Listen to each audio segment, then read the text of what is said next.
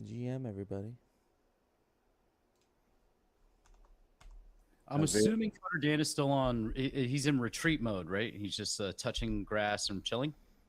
Yeah, I think that's the case. He may pop in and surprise us, but I think he's like scaling the side of a mountain right now or something. So. He's a goat, so it makes sense, right? The goat scaling the side of a mountain. That's true. That's funny. Yeah, so we'll see. We may have this will be like I think the first hangout ever without Coder Dan. So the Yeah, dude, quick. We should remember this. Next week is the 2-year anniversary of the Hangouts. They started July 31st or 30th, 2021. So yeah, 2 years of Hangouts. man, you got these dates down. That's amazing though. 2 years. Wow.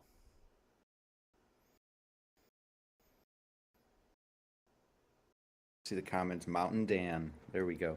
Just about anything. We got Coder Dan, Mountain Dan, and what's the other one that has really caught on? Cider Dan. Yeah.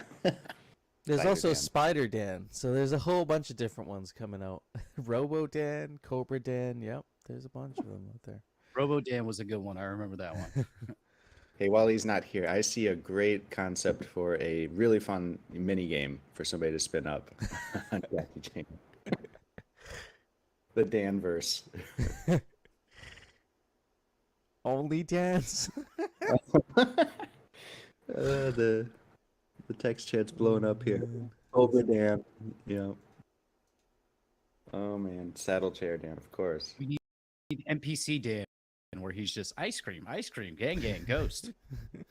Oh my gosh, I think that was the story of the week, right? I mean, outside of Web3 and stuff, but I don't know. Looked like a fun game. It's like what if we could interact with our gotchis that way. Just gifts and food and all sorts of things to them. You I don't tip them know. in Alchemica and they say things.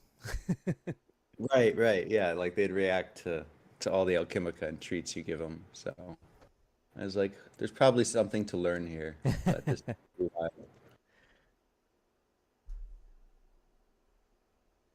is that's all on TikTok, right? No futuristic. Is that where that gang like Yeah, all of NPC minutes all of happening? it TikTok, all of it. The woman that's like famous for that, she says she makes like $7,000 a day doing that. So she's winning like right now, like big time. Yeah, it says an hour. That's what I read too. I think it's per hour, man. How many hours is that? I don't know, but Dang. 5, 6 an hour. I could be an NPC. Oh man. Yeah. Yeah, I don't know. Well, there she is. I knew somebody dropped the link. No futures. Did you? That is the funniest tweet. I forgot you said I that. have to do this. We're gonna have because I saw the GG and I was like, oh, this is too perfect. Mm-hmm.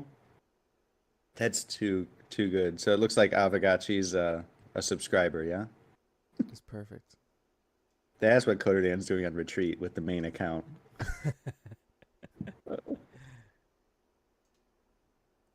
Joined his cat. Yeah, he's actually earning 7K an hour. Oh my goodness. Beyond the TikTok stuff and all that, I mean, you guys have been following along. Did anybody make it out to San Diego? Do we have much presence there, in terms of people on this call that may be out there with, Comic-Con? We've got Lost Local out there. We've got, Ian from Freckle TV. They're doing their thing. I think there was a pretty epic pool party a few hours ago.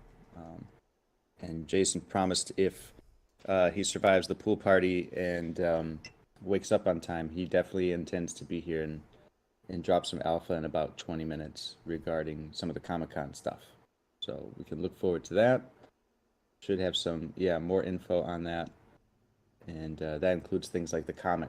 So I don't know, before bed I dropped in the general chat some pictures from Comic-Con. Did you guys see those? Maybe I can pull them back up. But looks like a good time. Looks like he said the energy and the response to everything Aavegotchi is really good. Like we've got physical merch in the shop and people are coming up checking it out and the quality, like whether they know Aavegotchi or not. He's like, it's moving. Like people are picking it up. Oh, here's a link cafe you just dropped. The gear looks amazing. Like those shorts. We were debating yesterday on Block Party because there's a picture of Lost Local wearing like the shirt, shorts, and then it looks like he's wearing Aavegotchi flip flops, but we couldn't confirm that. So I wonder if you can confirm that. Are those indeed Aavegotchi flip flops that he's wearing? Uh, I don't think they're flip flop, but yeah, I mean they're sliders. I think we got Footwear. Gotchi slide, Gotchi Yeah. footwear. Mm. Yep, that'll be going live in the store, I think, in the next few days. So he's previewing it there, debuting it there, and I think they turned out really well. Like he was saying, it's looking good, feeling good. So the store will probably be getting an update shortly. Yeah, all right, I see things coming in. Yeah, the swim trunks, they look good. And that color won't it's not my color, you know, with my skin tone and stuff. But it's gonna work. I'm gonna make it work. Gotta get the Gotchi swimmer going. And then you guys had a collab event with ON1 Force, right? An after party. I guess amongst a whole bunch of other after parties. But was anybody there actually at these at the after party? Yeah, I mean, so I'm hoping to get Jason on get the details out here. I'll Mm. share a link to that one. It did, like, all I know is he's saying turnout was great at all these events. There were definitely some Gotchi Gang people. I don't know if they're here on the call. If you are, you can say hi. But I definitely saw some like people added in the tweets and stuff that were there and rock Aavegotchi avatars. So definitely Gotchi Gang. This On One Force Comic Con after party, yeah, I think I've got some pictures from it or something we can share, but here's the original link. It's pretty exciting to just be at Comic Con and have our brand represented, and I can't think of anybody better to lead it than Lost Local. He knows exactly what he's doing, and it's just the whole community there. We're hanging out with the goons a lot. They know what they're doing with in real life events, so it's quite nice. Yeah, our Goons connection is great. There was a post I made, and I saw a whole bunch of Gotcha Gang jumped in, and they're running a project now called Alter Ego on Magic Eden, and I had minted a few, and apparently I got like a super rare one. So I saw Oliver Spoon and a few others, I think Goobs as well, minting. So it's like because we've worked with the Goons in Miami, we did it in New York City, and now here. So it's just great to see and kind of synergize. Mm.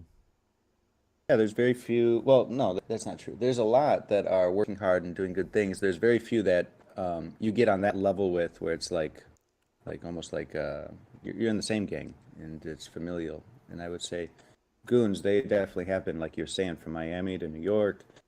There's some pretty tight bonds formed, including with yourself, right? Like you've got to know all these guys and join their mints. Man, we Yeah, actually grab some. hung out with the Krypton Goons, some of the crew from Krypton Goons in Eat Denver.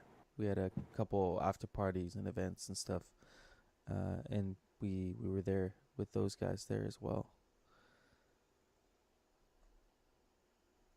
Yeah, they're also a great example of using their IP and putting out into the real world. Like in my background, I'll show a picture. My hair's a mess. Sorry, guys. But in the background over here, this is one of their shirts. I bought it for like $70 in New York. It has like a NFC tag in it so that you can check it. You know, it's a proof of goons on the blockchain. But yeah, it was cool. They had an event with Magic Eden and Aavegotchi in New York City at NFT NYC where we were displaying our Aavegotchi gear, and it just paired well. Like just being in this spot with all this cool NFT like merch, and it all of it looked Hmm. great. So it's cool that we're jumping on that level because they're really good at the merch game. They've had their stuff in Urban Outfitters already. So I would love to see eventually like our swim trunks or some of our hats Oh in some of yeah. these retailers, like you're seeing with Pudgy Penguins. Hmm.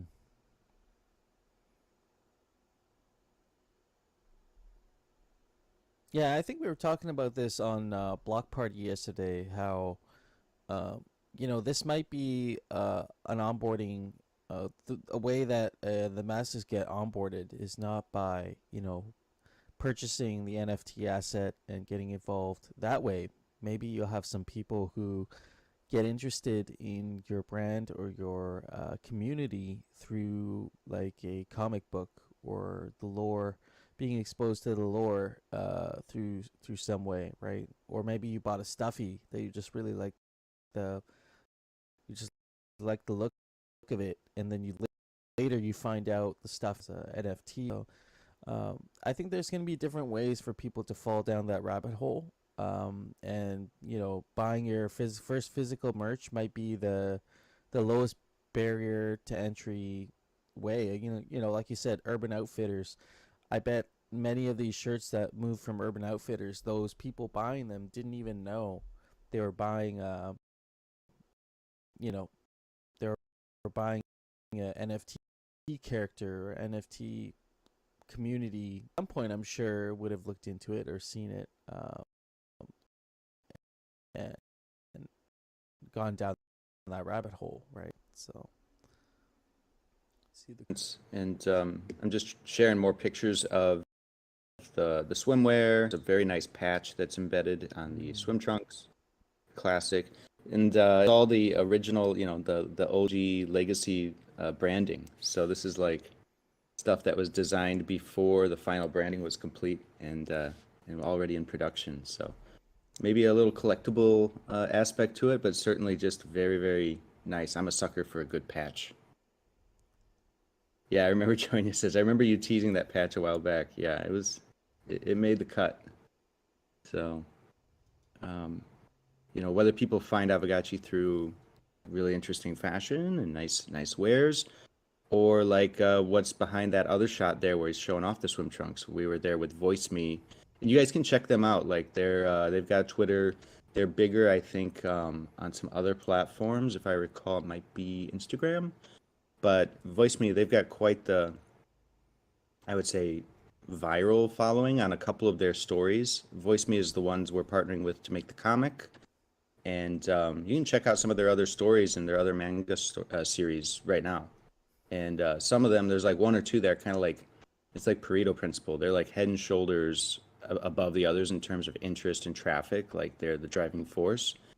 And then there's like just a ton of stories out there that are being published on Voice Me.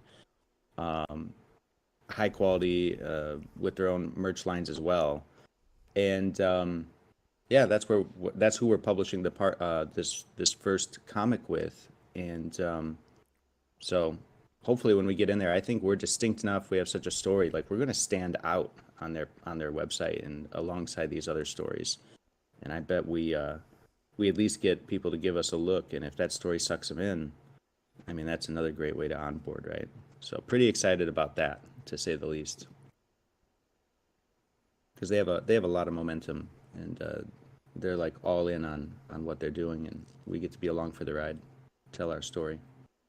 I'm looking forward to that comic, and hopefully Lucky can be lucky enough to actually get my hands on a physical copy, at least one. I know. I think there's going to be a way. I think if Lost Local joins us in the next, next somewhere in this hour, if you stick around, he's going to have some answers to everyone's questions about how the heck do we get a copy. Because I have the same question. I need answers. Think about it. I think I'll need 2 copies because there's going to be one copy that has no fingerprints on it. It's never been opened. It's going to get vacuum sealed as soon as it gets to my house. And then there'll be the other copy where I can actually flip through and read the. Yeah, spill coffee on it, pass it to your relatives exactly. and friends. You got it. And that kind of thing. Yeah. Yeah, Al says he likes the comic book approach. We want someone who doesn't just want a stuffed animal, but we want people who. That's definitely a big benefit with the storytelling aspect. And we've got the visuals. The visual identity is super distinct. And then you got the story to back it. So no disagreement there. Yeah, you're also. We've got Yannick on stage. So it's like. Oh, go ahead. No, I'm saying you're unlocking the lore for us as the audience too, because I'm sure there's going to be stuff that our comic book that we didn't know already. So at least for me as a creator, it's like helpful because I have information to work with if I want to like create art or anything around the Gotchi IP. Yeah, good point. I mean, the story that that Dan and I want to tell, or anyone else at Pixelcraft, so we can get out the better. And it's way overdue. We want to tell the story through gameplay. We will, but this is like a bit more of a fast track, and it's also going to be, I think, a little lighter lift to get a lot more story out in a much more entertaining way. So I'm super excited about that part of it. And we'll try to have some surprises for you guys. I think any other way you'd be a little bored about it. So it'd be sad if there were no surprises. Yannick's on stage here, and he just dropped a link to the DAO, and it is a guild's development update, I believe, for Fireball on-chain. So I think maybe, Yannick, welcome to the stage. Good to see you, man. And maybe you can explain this better than me.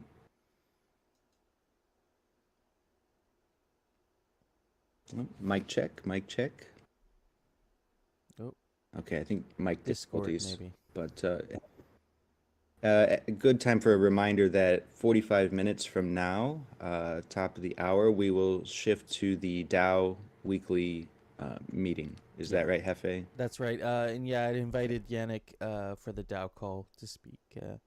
So we'll definitely. I think we should dig into this in the second hour, if that's all right. But or we can look at it now. It's up to you guys. But usually the DAO calls, yeah. Right. We can do a very high level teaser to get people to stay for the DAO call, I guess. Okay, but, yeah, I'm down with that. I mean, if Yannick's mic's working, might as well. We got him on stage. I'd love to hear from him. Yannick, are you with us? Oh, nope. Okay. Might be having some issues there. Yannick's got 45 minutes to figure it out. That's right. Yeah. All right, yeah, send in all the teasers, things there coming up, what's happening in the community. No Futuristic, you want to shout out something happening with Orium Network? I see some Gotchi wearables there. Oh yeah, we're doing. We have partnered with Infinity Keys to do a quest. It's been live for a few weeks now, and what we're doing is this Thursday during Orium Game Night, we're going to be giving away this rare wearable. So one of the addresses that completes the Infinity Keys quest. So in that Twitter post, you can find the Infinity Keys quest. If you have issues finishing the quest, some people have been tricked by some of the answers, just DM me and I'll help you get through it. And yeah, we're going to pick a winner and give away that wearable on Thursday during our game night while we're playing in the Gotchiverse. So check it out, friends, and just hit me up if you need help.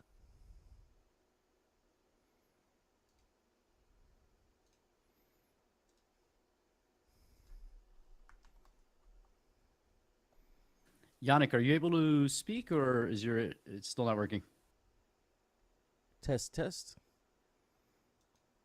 So Yannick, what you might have to do is, I usually when this happens to me, I hit I'm on Mac, Command R to refresh Discord, and then usually the settings for the mic fix itself. So hopefully that helps. Yeah, what a tier. Well, very cool on the Orium Guild front, and then of course, gosh, we haven't even got to the other big thing happening in real life this week on the other side of the world. We're in there. Hefe, you just dropped this link from Blockchain Game Alliance. Yeah, this is covering the ECC. I guess they were hanging out there. Here's another one from the Gotchi French Army, who are repping Gotchi Gang out at ECC there. It is just popping off over there. First of all, Chonya dropped the link to the Fellowship of the Gotchi. I think that originally went out from Moon. Everybody remembers dear old Moon. He's on the scene there. You got really 4 legends all meeting up in real life and got their Gotchis ready on mobile. So epic.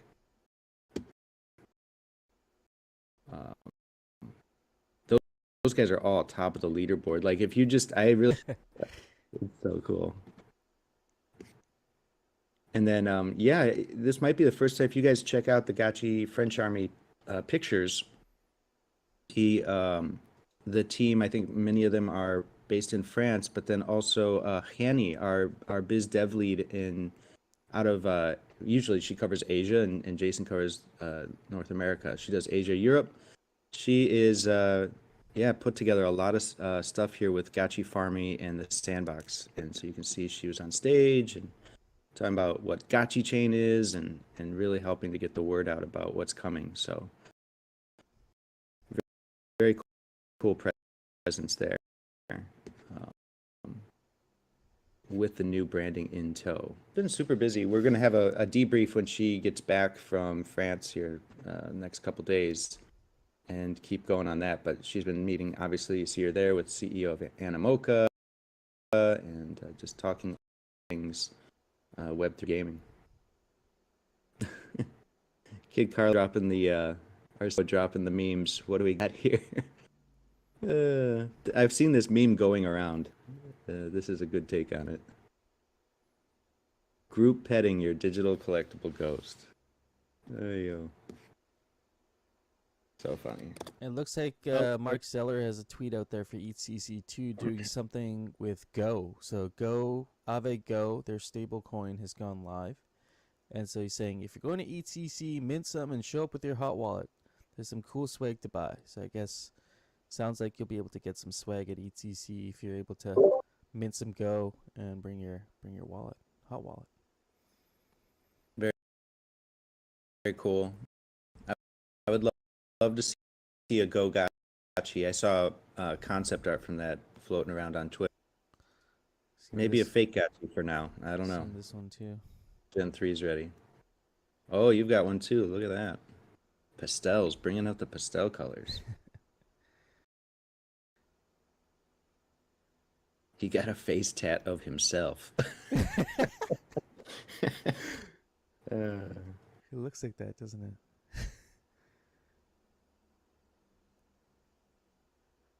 Al's asking about pronunciation. I guess if it's a Go staked Aavegotchi, then you could spell it Gochi. Gochi. But otherwise, no.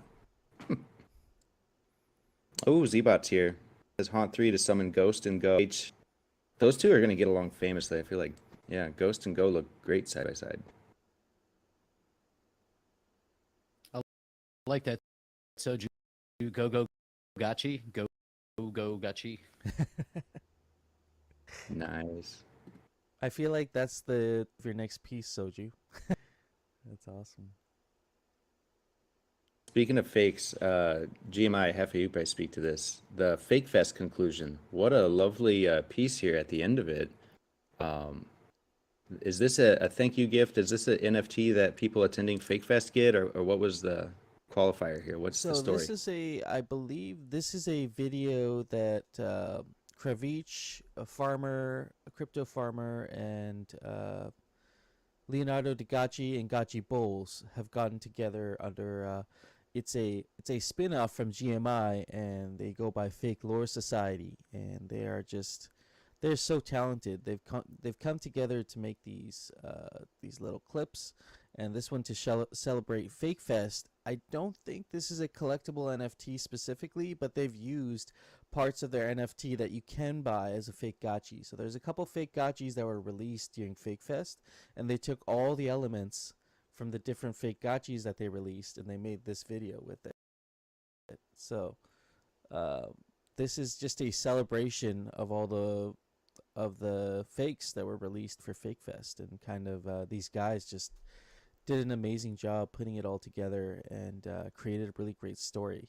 If y'all watch closely, you'll see some really famous Gotchi gang in there. So yeah, you just got to keep an eye out. There's a couple cutaways in there, and we celebrate some of the really cool parts of fake Gotchis and Gotchi gang.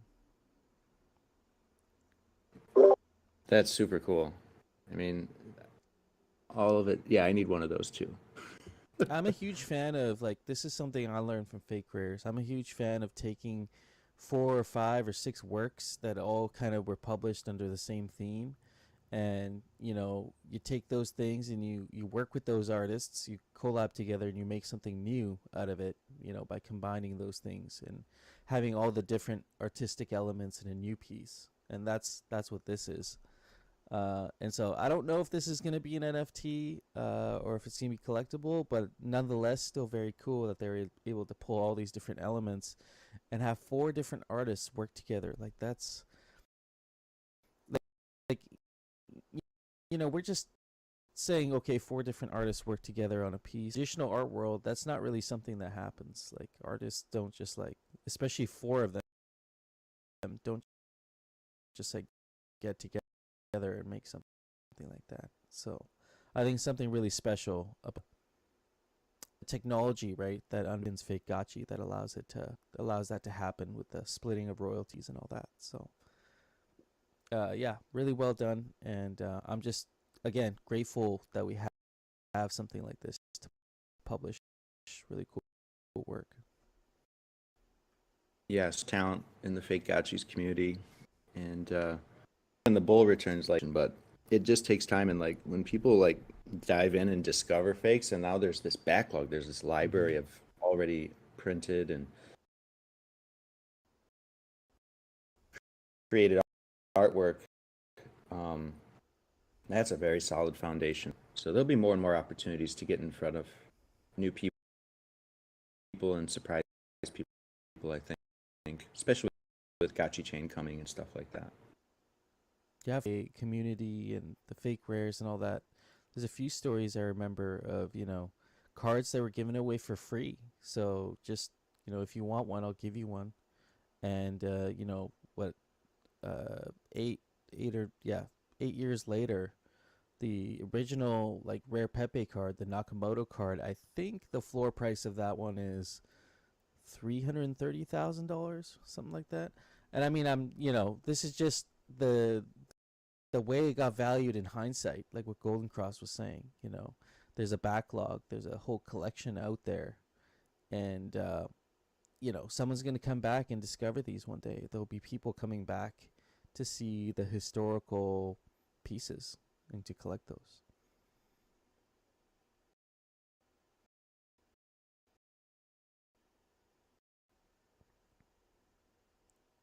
So make it.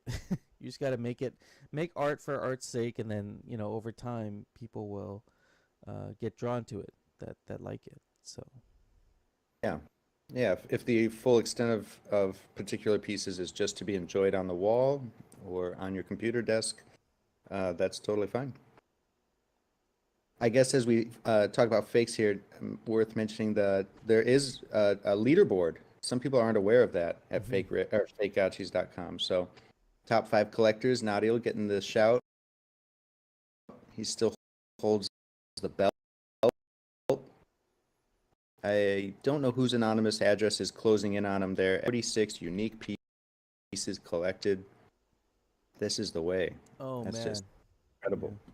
Shout out to Nadil, man. Wow, you're killing it. Like, Seriously. you've been holding down the top part of the leaderboard since Aavegotchi's launched. So Wow. Yeah, and Soju dropping a new piece. I saw this, I think, yesterday on Twitter. I think it's brand new, maybe in the queue. Soju, feel free to let us know where you're at with this. But Nimbus getting a little bit of a character makeover here. A little hand-drawn Nimbus. nice. Yeah. Oh man, Beautiful. if you guys weren't at Fake Fest, we did a draw with Soju. So we actually sat down. He showed us how to draw his gotchi, the way he draws a gotchi, and we also drew a Raffle Sapien, and we drew a Raffle, So it was really interesting to see him, his process of how he draws. We all got. It was kind of fun too because everybody got to share their. Does anybody have their drawings from Fake Fest? Mine are on my hard drive, but we all had these really unique raffles at the end that everybody had drawn. So yeah, Choina saying drawing with Soju was the highlight of Fake Fest for me. That's cool, man. I mean, and invite to any other artists for the next one when we do that. we could do another draw with, you know, um, if you'd like to run people through your process. I think it's just a fun activity. Was that recorded? Yeah, I believe if you go to the GMI YouTube, that should be there. So just Fake Fest, under Fake Fest.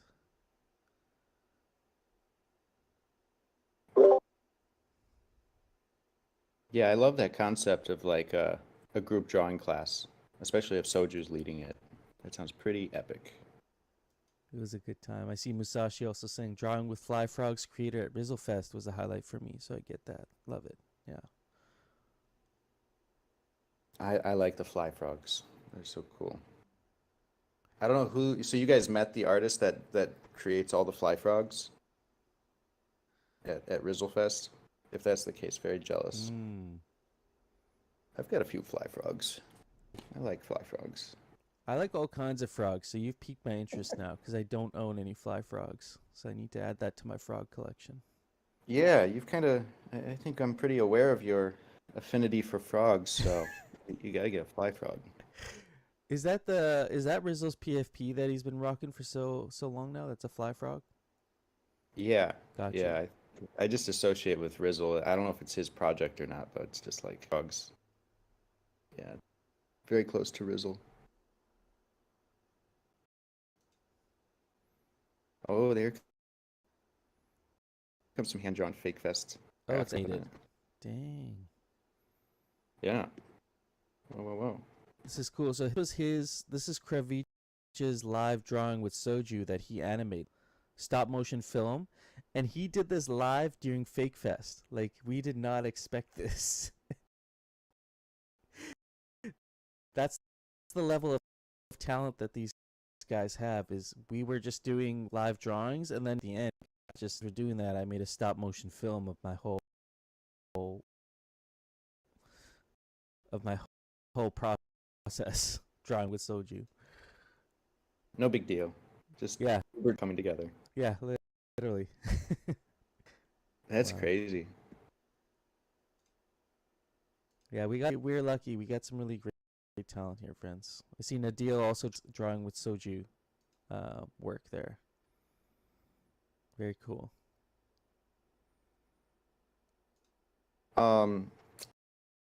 Switching gears a little bit, question. I think we are at the end of rarity farming season, round 2 for this season. So I think that's been distributed.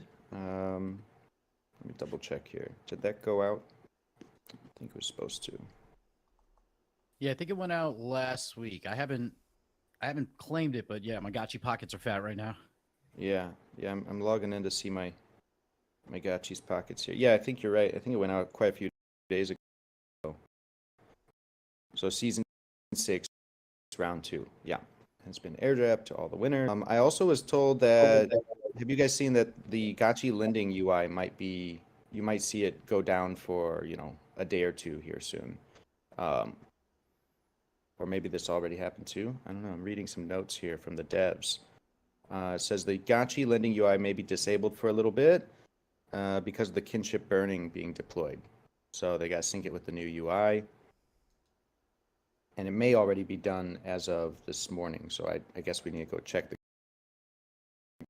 Gotchi lending UI. But if anybody's concerned about that, it's back up now. So yeah, things are happening. A lot of like construction and things being moved around on the site with the new landing page going up the last couple of weeks and just prepping the whole rest of the site to match that. I think you're going to see a very nice makeover here aesthetically in the next few days. Oh, look at No Futuristic on the call making moves. You just move in 9th position on collecting. Yeah, I think I was at number 10 with 93, so I was like, let's buy a few pieces. So it worked out. Jesse, do you know anything about this fake DAO, the fake Gotchi DAO stuff? No, I'm just like you guys. I saw it on Twitter, looked kind of cool, but I just assumed it was somebody here on the call, maybe somebody's initiative. I don't know about it. I can't endorse it because I don't know anything about it. So, also, it hasn't really done anything, Thrax said, other than exist. Wait and see, I guess. Could There's be. a Maybe it's somebody with cards. That was my first thought. I was like, somebody's got, Yeah. you know, group of people have got together with the cards and they got something cool planned.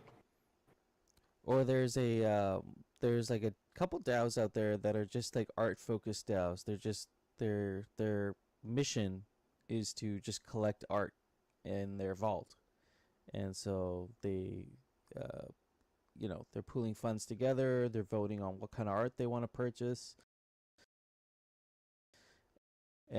and I'm sure there's some sort of profit sharing that happens there. But versus to build out a really cool art collection could be possible.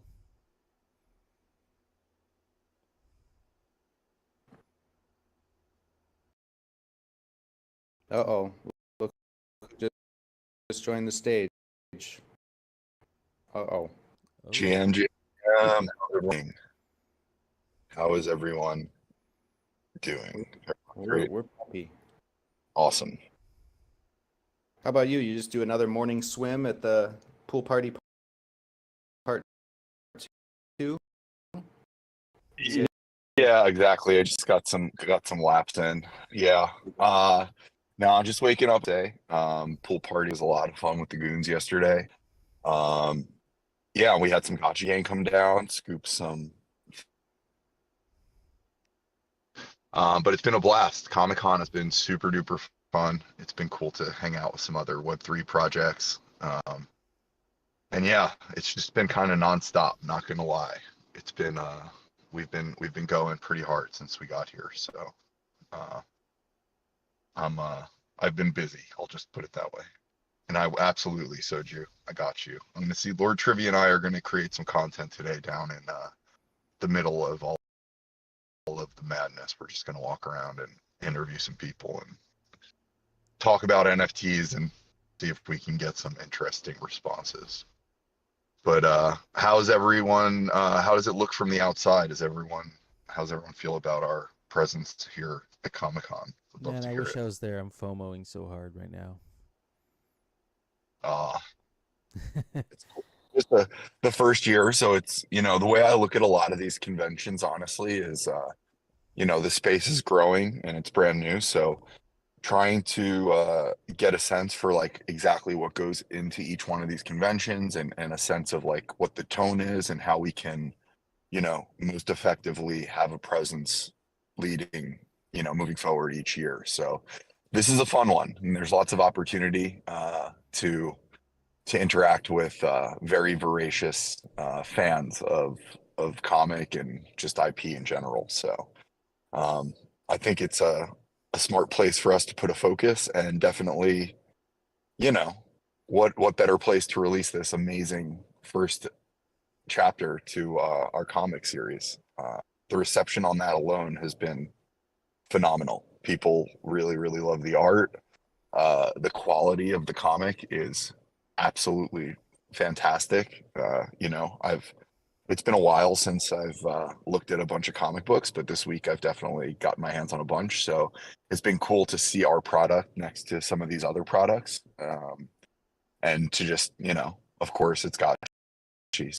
So we're top-notch quality. And it's just cool to kind of to know that we're a lot of similar quality content and we're doing it as a community-owned project, which is like one of the most impressive things ever, because a lot of the projects that are here that we're seeing have these like massive presence and everyone's talking about them and they've got this massive booth.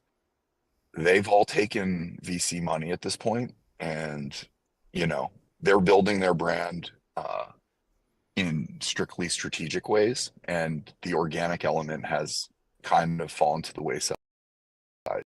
So it's just been really, really that we're here representing something that we created and we as a community still have control over. So that's my rant. That's a nice rant to wake up to. You just woke up and I guess you must be thinking about this while you're there, though. I guess you're saying it's just business for a lot of these other projects. It's not to say they don't care or they're not trying hard, but Yeah. you mentioned Well, the you know receipt what? means that I It's think they're being imposed with certain rules or being pushed in certain directions that may not be true to the spirit of what they set out to do in the beginning. Something to that effect. That's 100% it, Jesse. Obviously, there's still people who founded these projects that are involved. Um, However, their titles have changed. You know, they've become CEO. I don't doubt for any minute that their intention or what they want for the project is probably still very, very close to what the original goal was. But um, they chose to be empowered in a certain way, and with that, we can operate without those restrictions. For now, is a really wonderful and empowering kind of. Yeah, that's not the observation I expected from Comic-Con, but I'll take it. We got that going for us. We're independent. We are super. Yeah.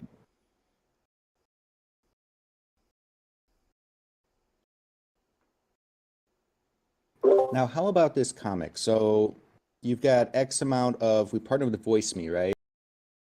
Voice Me. You could probably do a better job, but basically they were there with us, right? Like everybody's first year comics and everything. I encourage everybody to check out their website. Many were even available on the floor, and how people got those. Like, did anything stand out? You know, you said the print quality was really good and what you expected from it. So that's the first battle, really. Yeah, the print quality was awesome. So we had a very, very limited number here at Comic-Con. You know, folks may know that we only started talking about this a few weeks ago, and the reality is we only started talking about this a few weeks ago. So it was absolutely a sprint for us to not only create the comic, the content for the comic, but also to physically manufacture it. So we had 25 copies here on site, which they were distributed through a few different methods. We did a raffle for a handful of copies at the event, both events, as well as distributed a few copies selectively to strategic partners, our friends over at the Cryptodes. We also got Henry, the CEO of Oniforce. We got him a copy. We had a couple Gotchi Gang members make it to the event yesterday, so we made sure to get them copies. But there was only 25 copies here, so very, very limited. But as you mentioned, the quality was so good that we don't think that 25 physical copies of this is really enough. So we're in the process now of printing 100 more copies, which that will be it. So there'll be 125 copies of Margin Blade Chapter 0, the prologue. Those other 100 copies are going to be available only through a promotion that we're going to be running in the merch store once summer items hit. The rest of the summer items are dropping and should be arriving right around the same time that the comic comes out of production, right around the 10-day mark from now. So once those are all available, we will absolutely be making a post. But there will be a promotion to receive a both physical copy of the Margin Blade prologue, as well as a digital collectible, which there'll only be 100 of, one for each one of the 100 Margin Blades that go in the shop with this promotion. And those will be available through purchasing merch, and you'll receive that as a promotion. Okay, I hope everyone's taking notes. It sounds like 100 more being printed. Now, I think it's fair to call those the original run, right? Because once this blows up, the story will probably need to be, you know, a million people are going to want to read it. But for this kind of original version of it, the Voice Me prologue, only 100 more being printed. And I think you mentioned prologue. That's important so people don't expect like, hey, I wanted a 100-page graphic novel. That's not what this is, right? This is the prologue that sets the stage for what the rest of the story can be. This is almost like you could view it as a pilot episode, right? We're working with VoiceMe. We want to make sure everything runs smooth. We work well together. We enjoy the process. All the quality is exactly what we were expecting and was told. And I think so far so good, right, Laszlo? We'll see people's reactions, but I would love to see more episodes come out. Like, I'm feeling really good about this. Absolutely. Yeah, so absolutely. This is just the prologue, you know. Really, I think the idea here was we wanted to kick this series off and also let people get their hands on and physically see what this product looks like. And we wanted to see it as well, you know, to make sure that the quality was there before we do go ahead and work on doing a more extensive you know, comic book series. So there's definitely I believe more the relation voice me. A little behind the scenes. They are also they are the company that worked with Pudgy Penguins on their comic book, which also dropped here. They're they did not work quite as closely together through the whole process. I will leave it at that. But you know, some of these brands are growing very fast, and they're, I guess, not as interested in working one-on-one with the creator. So you know, we had a little bit more of a kind of organic relationship and worked a little more side by side through the whole production of our comic with them. But they are behind the scenes empowering a bunch of other really big projects. I think they just signed a deal with OneKin, which is one of our partners that's going to be launching Gotchi Guardians across multiple platforms. So they're definitely interested and eager to get moving in the space and work with some really great people. And I believe the idea here is, I don't want to say too much, Jesse, but there's a significant number of chapters being discussed. And the way that this would likely play out is those chapters would release weekly if we do go ahead with the rest of the series. And then at the end of the 30 chapters, we'll produce a full-on graphic novel of 30 chapters, which will be the physical component for Margin's Blade. You know, whether we're calling this episode 1, or if Margin Blade will continue, but that is kind of the rollout, I think, you know, plan for all this. Well, once we get the digital copy up and we can do a reading session. We'll get it all, you know, we'll all be here together. We'll read the prologue, and we'll see the excitement level. If people are jazzed about the art and the direction of the story, then we're happy to and really flesh this story out. I think it really sets the scene for Aavegotchi. And yeah, we were close with them. Like you can imagine, like Zbot, Dan, myself, Jay, we're all in the trenches, like working on a daily basis with the VoiceMe team. So I don't know if Pudgy Penguins or others did it a little bit more hands off and just kind of outsourced, or whatever their method was. I'm very, very happy with our method because we made sure it's something we can own and feel proud of. Yeah, it's very Gotchi. Yeah. Of course. Yeah, we'll bring Coder Dan back for the reading with his liquidator voice. That's a good call. Just like with Friendless Summer last year. We've got about 10 minutes left. Is there any other alpha or anything on your side we need to cover, Lost Local? The events have passed, right?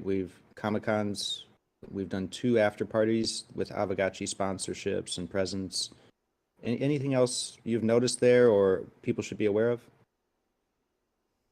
No, I mean, I think just to keep everyone excited and focused on the prize here. Web3 is part of. We are an insidious part of culture at this point. There is nothing that can happen without us being there, and it doesn't look like we're going anywhere. So, very cool to see brands building at this convention. This is a massive, massive IP convention at the end of the day. It's really about people who have very, very dedicated fans to all types of niche. Obviously, apropos place for Web3 brands to be, because we're all in our infantile stages here, building our identity and figuring out exactly what we are and are. What I will say, to kind of switch gears and to note Choina's message here, the last thing I did want to mention is I would like to highlight Denver again, Rare Evo. That might be something that we do talk about in the DAO meeting as well, but we are working on our presence there. Nigel and I had a meeting this week. We're talking interesting, but would love to see some movement on the DAO side to start having a conversation about maybe mobilizing a team. We're going to have a booth there.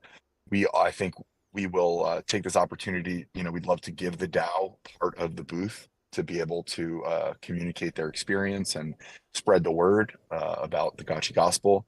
Our booth will be directly next to Sappy Seals, so I'd really love to nurture that relationship. They're fantastic reply guy community, and I think that they could be very, very helpful for us, and us for them as well. I think that there's plenty of community members there that would be interested in what we've got going on if they had a better handle on exactly how our ecosystem works. So I just really like to have that conversation start. We're 1 month out exactly from that convention. And yeah, let's just start talking about that and figuring it out. That's absolutely something we can talk about during the DAO call as well, Lost Local, just to see what kind of activations we can get locally in Denver, but also, if the DAO can have, like a collective effort behind this, any way we can help, really. Like just the logistics of it, it looks really easy. This resort is basically right next to the airport. It's one of those like really nice resort airports that's just uber convenient for people to fly into for a quick meeting. So yeah, it looked like a stone's throw from Denver Airport. And we know Aavegotchi had a great turnout and presence at ETH Denver. So we've got a little something going on in Denver. Maybe we could keep the streak going, not to jinx it. But it would be really nice if the DAO is so inclined to join us at the booth and really like make our presence extra loud. Because in terms of big Web3 conferences in the US right now, I think this is probably the biggest one on our radar right now in terms of who's coming, and it's a nice, what were you saying, Lost Local? It's like a little bit of everything. It's the Web3 gaming, it's the exchanges, it's the influencers. It's like a Venn diagram of like everything you can imagine all overlaid each other. So should be good. Yeah, it is. And I don't want to put too much emphasis on the influencers, but these guys do have really solid influencer contacts. Wes, who's like the founder, is like very, very close with BitBoy and very, very close with Tiffany Wong. And they all have their place in the space. I'm sure we all have our opinions about influencers, but it's a good opportunity for us to let those influencers know who we are, get them in some really cool Gotchi merch, because we know that that'll be the talk of the convention. And my goal here is to have everybody at this convention in Gotchi slides poolside. So by then, we should be able to make that a reality. Oh, that's what No Futuristic was asking about at the beginning of this call. Are those flip-flops? Yeah, we got Gotchi slides. Love it. Yeah, keep an eye on the store, guys. I think there'll be some more updates here very, very soon. One other thing that I know the clock's ticking, so I'm going to drop a link to a little update on the site. Did anybody notice there's one more thing in the footer of the landing page at aavegotchi.com as of today? And it's not a big deal, but it could be very useful for some of you, especially some on the DAO or any creators or our own influencers, anyone making content. Yes, that's right. The press kit is live. Nice. This link, and it has really 3 things. So pick your poison. It's got a link directly to an open source has all the logos and icons for Ghost Token, the logo for Gotchi Chain. So the Gotchi Chain logo is in there.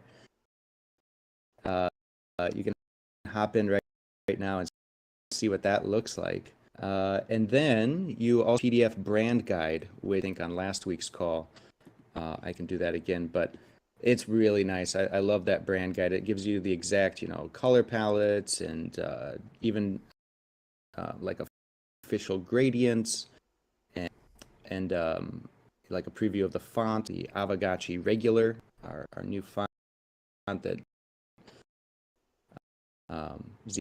Zbot worked so hard with us to put together. And yeah, so it's there, all the high-res logos, if that's the way you prefer to download. So we're going to probably tweet this out, make a big deal about it on Monday. It'll get more traction on the socials, but we figure it's already live, so definitely check it out and then be ready to help amplify it on Monday if you can. This is awesome. Thank you guys for doing that. It's helpful for like us live streamers, content creators, to have access to this. It makes things really easy when you're putting something together.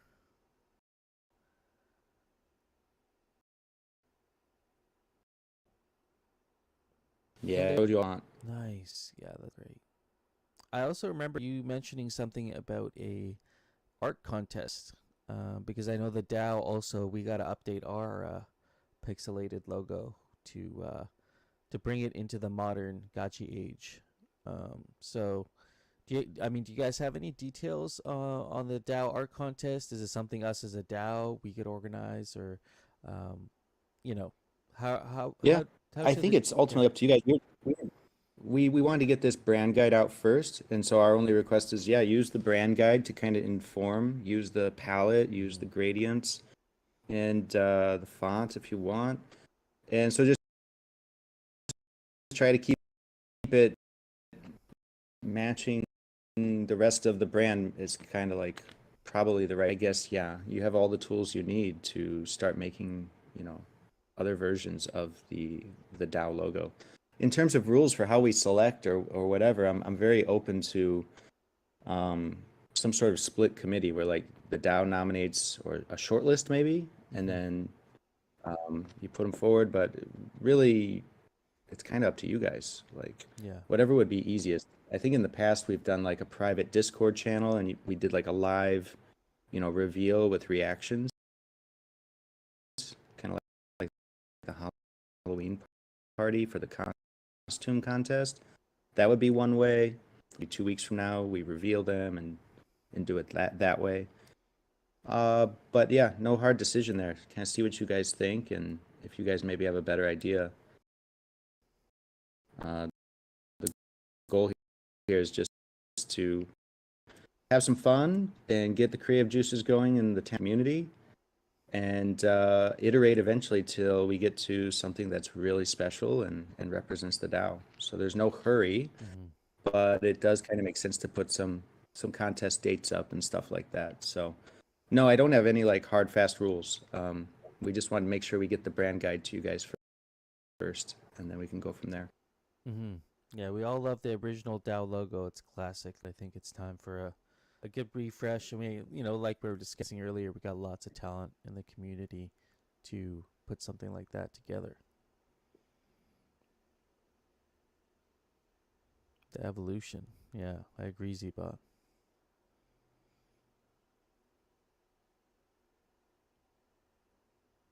Yep, so it's going to be pretty good stuff. We're heading into the top of the hour here. Heavy, do you have kind of a preview of which SIG props or core props are being covered today, or are you hosting today? Yeah, I'll run through it. And actually, I would also like to extend an invite. I know I got no future up here, but also I see Roxiano, T-Bird. You guys have done a great job in the past of taking some space up here. So again, up on stage as well. And so for today, yeah, why don't we run through the snapshot first, and then I know we got Yannick. Very quickly. Oh, go ahead. Who's Danny? Stanny murdered me in the arena. I have a fake gotcha for you, but you have to let me know who you are because I don't know who to send it. So send your wallet address. I'll verify that you are indeed Stanny, the gotcha that just murked me. And I got a fake gotcha for you. Sorry about that. Okay, no worries. Yeah, there you go. It's all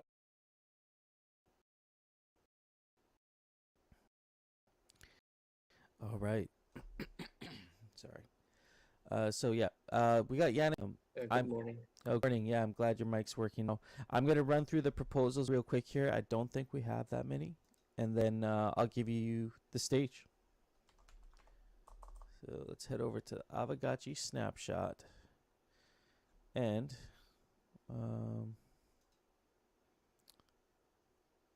okay.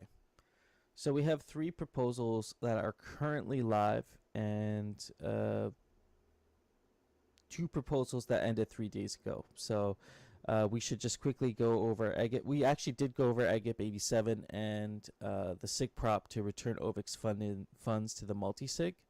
And we had a deep discussion about the whole DAO meeting last week was around that. So I'm not going to get into the details, but if you would like to catch up on the details, the meeting is on the DAO YouTube. So that's there for you. I'm going to go through just real quick the results here. So Agip 87 over-the-counter agreement for ghost holdings of OVIX users. So it looks like further discussion is required. One with 55%, and OTC deal at a fixed price, which is the proposal here. It got 5.1 million votes at 44%. So this one met quorum, and further discussion is needed in regards to the OTC agreement for ghost holdings. And then the prop to return the OVIX funds to their multi-sig that they've set up. And so this one has passed with 8.1 million 1% voted in favor of, with 28% voting for further discussion. And so this one has passed, so we can just no future. I know you're one of the DAO directors. Have you guys already been discussing in the back kind of what needs to be done on the DAO director side to make this happen? Are there going to be any other barriers for us to actually execute at this point?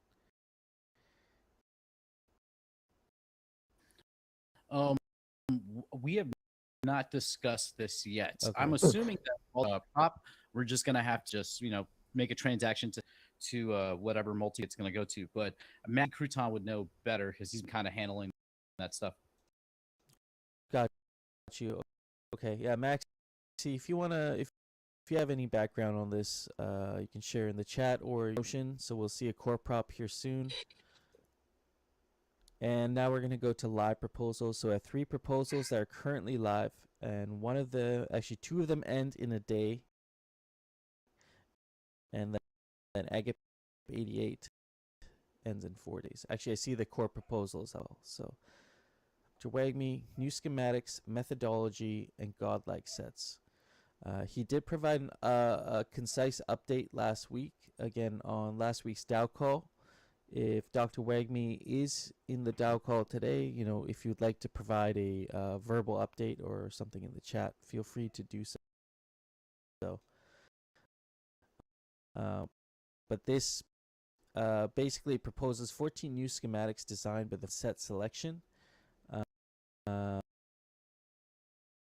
and hopefully will guide future releases, proposing 4 new godlike all 16 gotchi types access. New godlikes maximally incorporate old and classic wearables. Okay, and so this one looks like, yes, it has passed with 79% in favor of and 20% voting. Or sorry, this one has not passed yet. It hasn't met quorum, but currently passing at 79% and 20% against.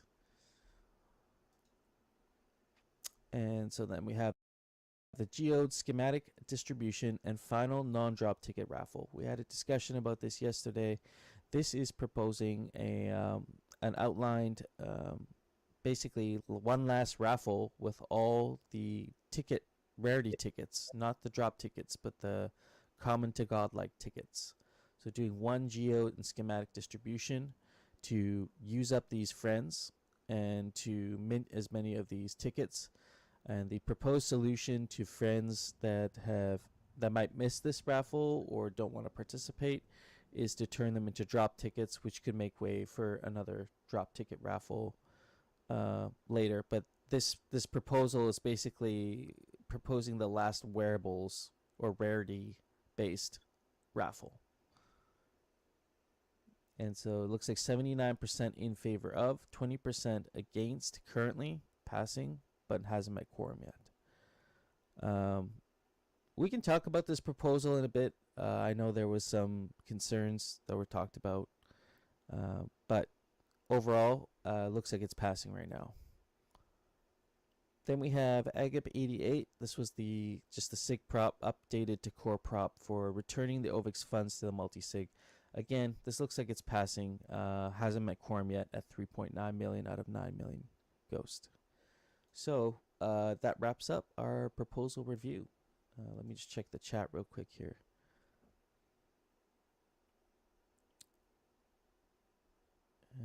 Here, I'm just catching up on the comments here, guys. Ask Maxi, more godlikes. We do not need new godlikes. We need schematics for the cores. So I see Slim has published Forge 2.0, 14 schematics distribution, 60% geodes, 40% raffle for the last non-drop ticket raffle. Al asking, would like to hear more about why the focus is on godlikes, or if I'm missing something. And then I see Aavegotchi, people are holding cores without schematics for months. And Synaptic Enigma, I thought we burned all the remaining tickets ages ago in the land decorations raffle. I don't know the statistics on how many are still out there in terms of both friends and current tickets, but that would be interesting. That would inform us for sure. Makes sense. Haven't all rarity classes, so just talking about rarity there. And then Mikey J here coming in. It's on sets, replying to, would like to hear more about why the focus is on godlights. Mikey G saying it is on sets because there's a big imbalance in access to 4-piece godlike sets. So added sets combine a few new schematics with existing items and ensuring that all 16 gotchi trait combinations have access to 4-piece set and top tier spots on the leaderboard. So looks like this is just in response to community complaints about fairness at the top of the leaderboard due to power creep in the 2 4-piece godlike sets. So sounds like a balancing measure with sets. Okay. So yeah, that's all your proposals there. Does anybody have any other questions regarding proposals? I think these ones are going to pass. Can we have all 16 type gotchis get a 3-piece legendary set?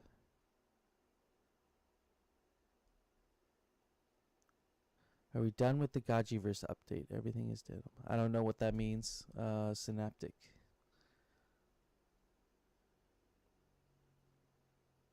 Some types don't have legends. Yeah. I think it's good to maybe follow up with the Forge team either next week or week after and try and get some clarity on the specific sets. So let's see. So quickly before the rest of the rarities are fleshed out.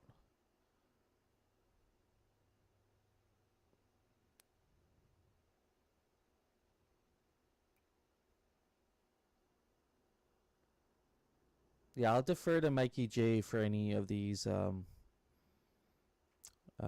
like trait balancing questions for sure. But again, Mikey J, if you'd like to come up here and also just put something out, you're welcome to. We got Yannick on stage here. Welcome, sir. I hope you're still with us. Oh yeah, you're still there. Hello. GM, I know you've been working hard on something for Aavegotchi DAO, so thought it'd be good to give our friends an up and maybe share what you.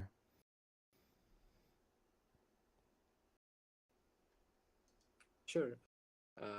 So, good evening, everybody. Today, I want to development update on just to make sure the sound all right. You're a little bit quiet. I'm gonna turn you up a little bit here on my end. You're coming in good on my end. Okay, yeah. Okay, no worries. You're good. I think I just turned you up on my end. We're good. Perfect. All right, thank you. Nice. So, about the use of people who run a guild who wanted to build a brand in Aavegotchi ecosystem, and about like 30 people claiming they want to run a guild, and well, we created some client experiment on Fireball site. Some people the addresses, and it was like a first version, a prototype of possible guilds, how they may look in Aavegotchi ecosystem. Forward to today, we created this framework, which is basically a guild framework for people to collaborate and claim their social agreement on chain. Maybe I will just go through the process so people understand how the guild is created and what they're receiving from it. Yeah. So that'd to be create a great. guild, Sorry, I was muted. I said sorry. That would be great. Yeah, that's awesome. So to create a guild, you simply need to deploy a safe, a Gnosis safe, and basically execute the deploy transaction. After which the address of the owner owner address receive a guildmaster status, and the safe, which is guild, is received flag in form of ERC token. So it's just one transaction, after which you are becoming a guild master. After this, we use Zodiac framework and program the possibility for the users to join the guild. And second actions, what people can do, they can apply to the guilds on chain. So they submit another transaction. And third action people do is for guild, it's not for people, it's for guild owner, guild master. He can accept or decline users from his guild. And by having this is all on chain, so each action is a transaction, and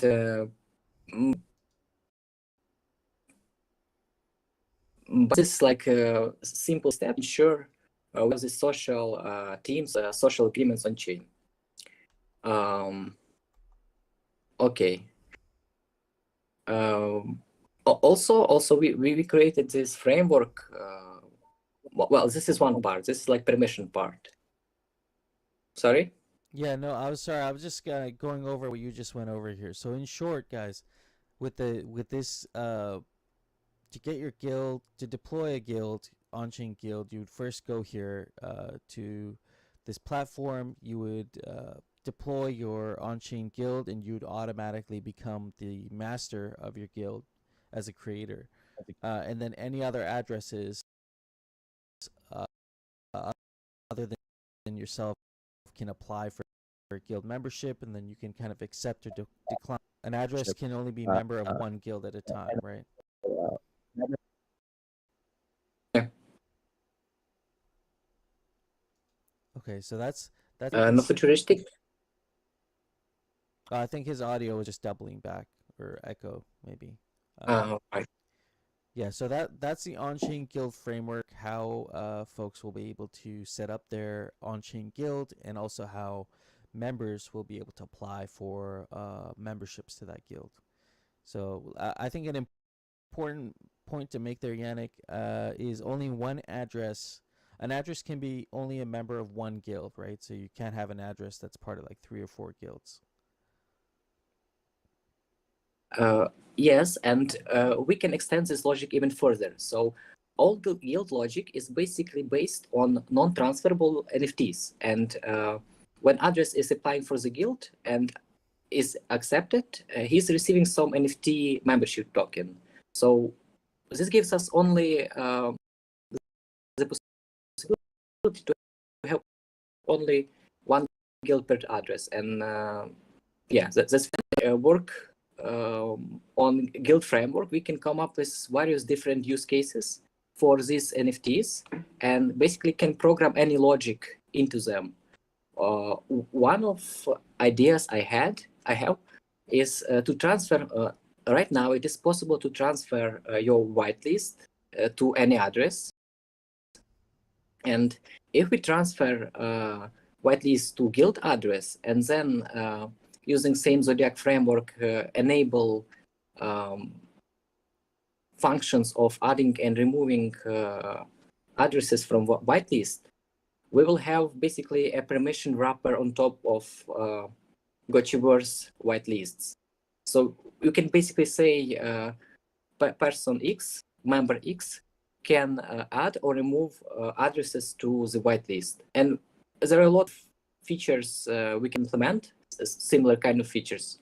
But what I want to do right now is to simply deploy the second version, deploy what we have, and see how, discuss with the community how, what features do we need?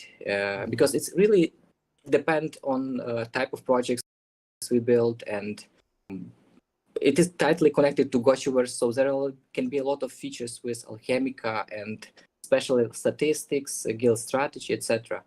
But really, there can be very nice. We can, using this framework, we can build, like, to speak to everybody and discuss how guilds can benefit their project. It was identifying the guilds on chain, and then each guild identifying their members' specific addresses, and then from there you're proposing basically a framework for on-chain guild gameplay. Could you maybe just go over some of the aspects of like guild gameplay and how the guild would mint their flag and all that? Well, that's the first NFT guild receive is guild flag. So it's for free. Like you receive it automatically when you created your guild. But right now there are like no additional gameplays. So this is the second version, and it is like development update. And in the third version, I want to actually build this with the community, because as I give example for one of the new NFT, right? Before I give example, but there can be many, and I wish to build them with community. One of what we receive out of the box, the initial deploy is statistics, and we can run. Well, you will need the client to display the statistics, and people can already analyze what is the guild strategy, what are they holding. Maybe there is like competition, Alchemica competition, and it would be nice to see the leaderboard for Alchemica before the competition, so we know like who is prepared. There are a lot of use cases, statistics. So batching, address batching is already will be a big update, and projects can reuse our system as well. So they will receive guilds out of the box. Okay, very cool. I see one question here in the DAO forum, actually, from JG1. Question: how might things unfold if, for example, a guild leader wallet for whatever reason, the guild master wallet got compromised, or a wallet holding a guild flag got compromised, would there be any sort of like security concerns or uh, anything there that people might want to just consider in terms of security, or is there something you guys have in place to prevent that, anything from happening? As there is no additional security for your assets because you don't send your assets to the guild. You simply signing the flag, signing the membership contract, but it's not related to asset ownership in any way. And if a guild owner loses his key, he loses a guild, but it's not related to the assets. Got you. Okay, so it'd just be the identity of the guild. You'd have to just basically create a new guild with a new flag and then get your members to sign that new guild. Correct. Got you. Okay, that makes sense. And so this is the beginning of something that could create quite a few possibilities for guild competitions in the future. So does anybody train guilds, what that means for their guild, or if there's anything that we missed here?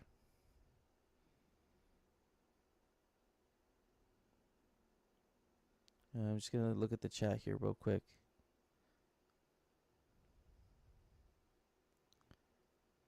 Musashi asking, why would we use this instead of all other dApps that do this, like Lens Club, XYZ, or AUT Labs? And then I see PG replied, I'm familiar enough with those to answer. I'd have to compare, but I think that can be tailored to the protocol for sure.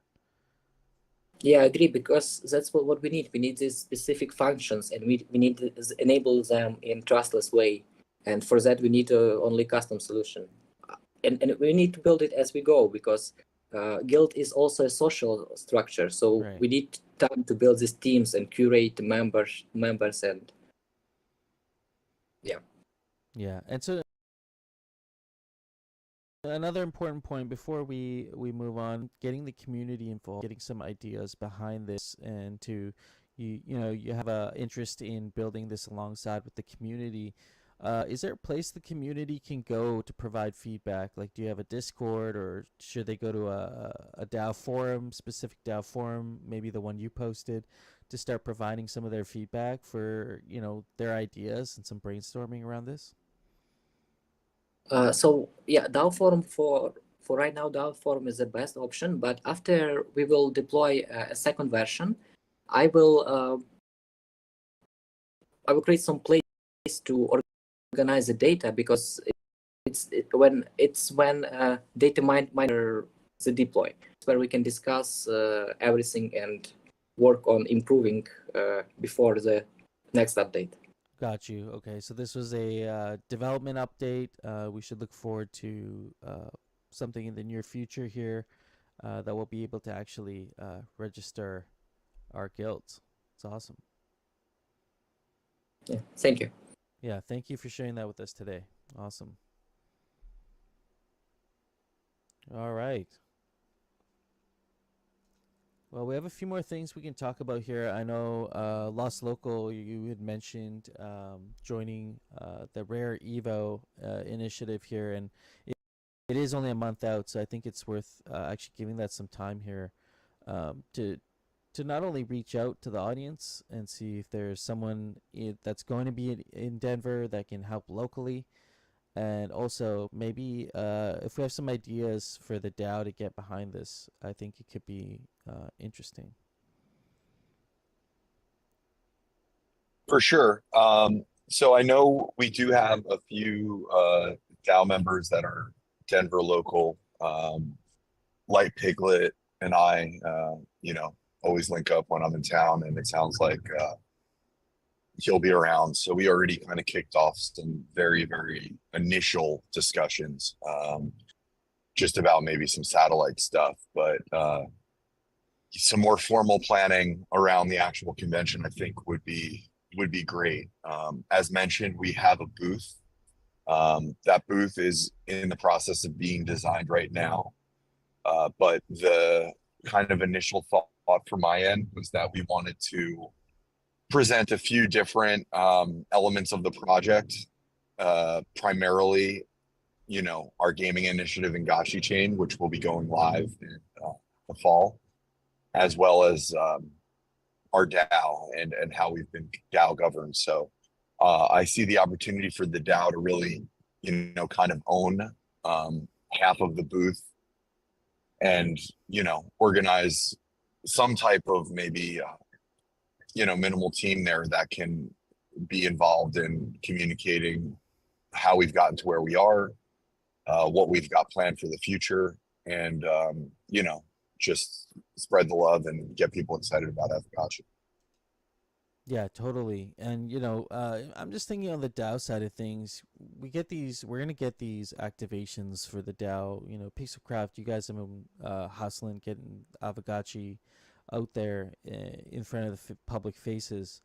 And I think we did a really good job at Eat Denver, kind of working together. But it'd be nice for the DAO to have a, we've talked about DTF 2.0, but to have a pool of funding that we can deploy, fairly quickly, even if it's a small amount, to get a few more people over there. Because I think Light Piglet is a great member to represent the Gachi gang and what we do. But it'd be nice to have send out 2 or 3 others that might be able to make it. Maybe they're sub-local, they're not quite there, but close by, and get them there. Is anybody out there in the local around Denver or is thinking about going to this event? Musashi, you're saying Metacartel gonna be there? So Los Local, it's gonna be representation at the booth for the Gachi gang here, right? And you're saying that the DAO presence would be a part of it there. Yeah, I think that's our main. I think that's the main focus. The way that this convention is structured, it's a little more contained in the sense that everything happens at the actual resort.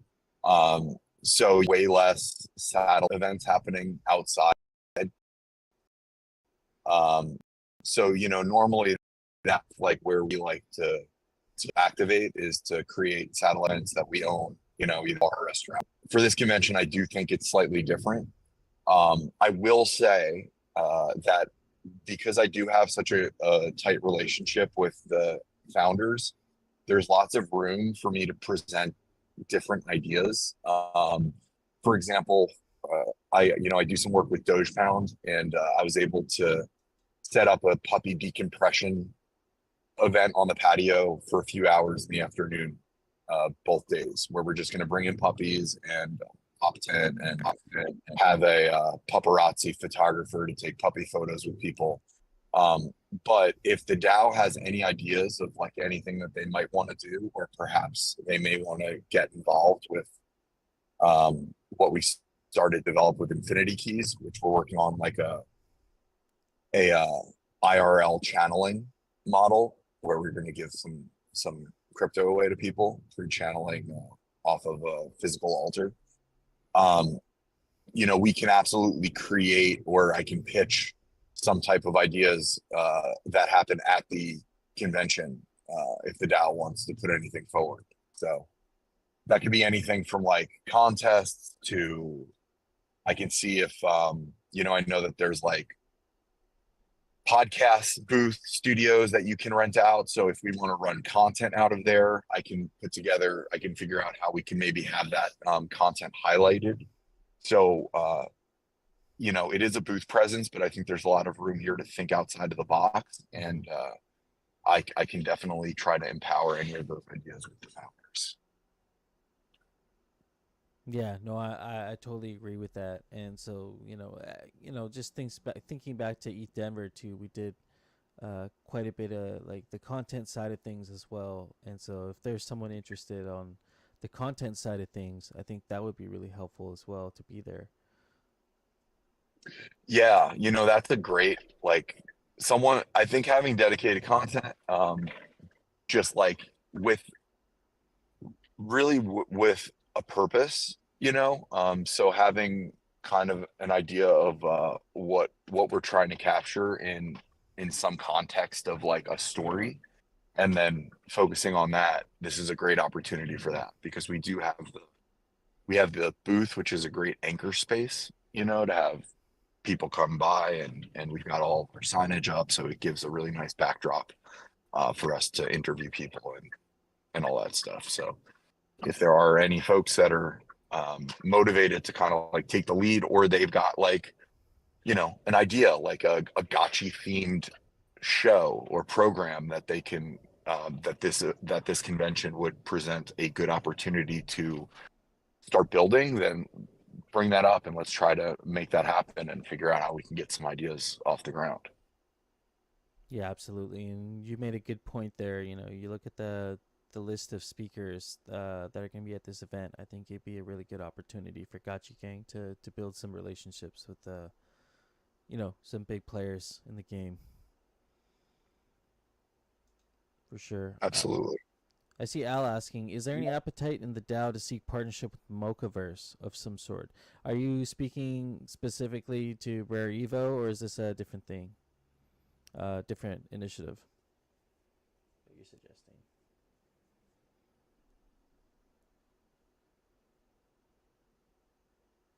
Yeah, I did Mochaverse. see Hanny, our Asia biz dev lead, was with Mochaverse folks just a day or two ago at ECC.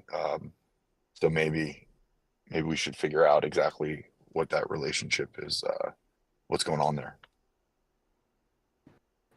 Yeah, I was pretty encouraged by that. Definitely looking forward to a debrief with Hanny and see if they had any initial conversations. But yeah, there she was, hanging out with the Mochaverse team and the CEO of Animoca. Yeah, I know Renil, another member of the Mochaverse team, hangs out with us. I think he's Gotchi Gang, hangs out in here. So they are familiar with us, and there were some talks of having a mocha room some time ago when Fake Gotchis launched.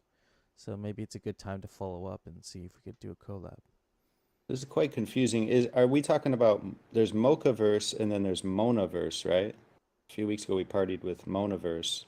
I thought the deal was close with them, but I could have it twisted. And Renil's in a couple different things. Yeah. Mocha and Animoca. Yeah, I think Mochaverse is art based, so it's like VR art based rooms, and then Right, I got you. This is so confusing. Mocha, Yeah, there's Mocha Museum of Crypto Art. Yeah, that's right. Museum of Crypto Art. Yeah, whereas this is Animoca's, like, you know, Got Mocha. you. Yeah. Okay, yeah, I was confused. I was There's down, too many going down the Mochas wrong and path. So the Mocha play would be to have like perhaps an Aavegotchi installation or gallery.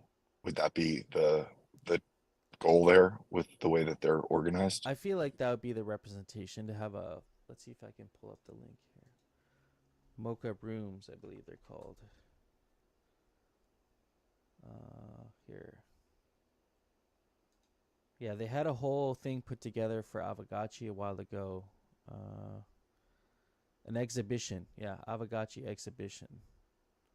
So this was a while ago, but I'll drop the Notion link here for you guys.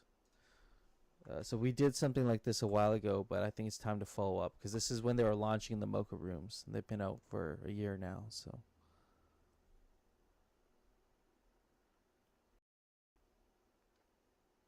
Are we still thinking on the same? I'm referring to the right Mocha now, right? Because I'm not talking about Animoca. It's a Museum of Crypto Art is what I'm referring to there. But if that's the case, this is what that was there. So yeah, I think Lost Local the play would be some sort of like art-based initiative. I mean, you know, it'd be cool to get some 3D gotchis up there too on display. Got it. Cool. Yeah, we do our when we have our weekly meet catch up this week. I like, you know, I'll echo that to Hanny, see where they're at. Awesome. All right. Let's see here. Let's have a look at the forum. Other than that, like, do we have anything specific?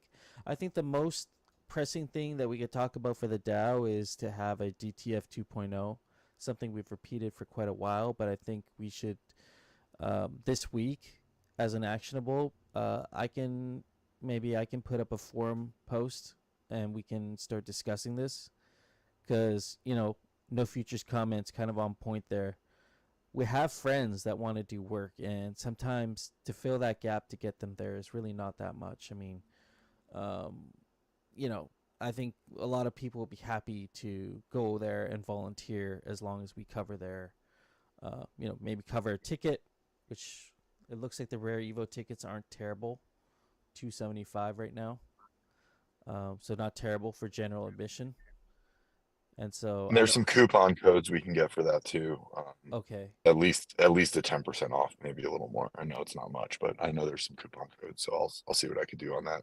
Okay, yeah, very helpful. Yeah, anything helps there. And, I don't see why the DAO couldn't fund like 2 or 3 slots for this just to get people out there and, have like a decent DAO side representation at the booth as well. What do folks think about, just to make things easy? I mean, the first time around for DTF, we requested, I think, 50,000 Ghost for a year. And so I don't think there was too much opposition to that when that first passed. So we could, to minimize the level of back and forth and conversation around, what are the specifics of a DTF 2.0. I mean, really, it's just an event funding committee. We should have one as a DAO because we're part of a lot of events, and Pixelcraft, you guys are hustling and doing the work. So I think we should try and maximize that to really show the community side of Aavegotchi. That's where the DAO really shines. So we should maybe think about putting a proposal together for the same amount of Ghost, 50,000, but also have some purposes, like have it a purposeful allocation. So what is this money going to be used for? Probably not for funding any projects, because big projects, I think that would still be falling under like going through Signal and core proposal. If you're asking for thousands and thousands of Ghost, that's probably more appropriate. But something like this, where you might be dispersing small amounts to a few individuals to actually represent our DAO, I feel like it makes sense. But curious to know if anybody else has any thoughts about DTF, what they would like to see for the next iteration of that, and maybe what didn't work the last time around, because I know I was a big part of that, and I was project manager there for the DTF. And so I'd be curious to know what people have to say. We obviously need this, but we should, learn from things that worked last time, and also things that didn't work last time. So, yeah, Cryptogotchi. If it's just for events, maybe call it an ETF instead. Yeah, that's right.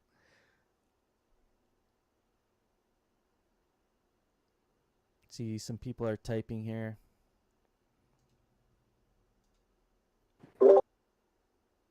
Yeah, I'd like to see what more people think, either in a forum post or if they're typing now, get some live feedback.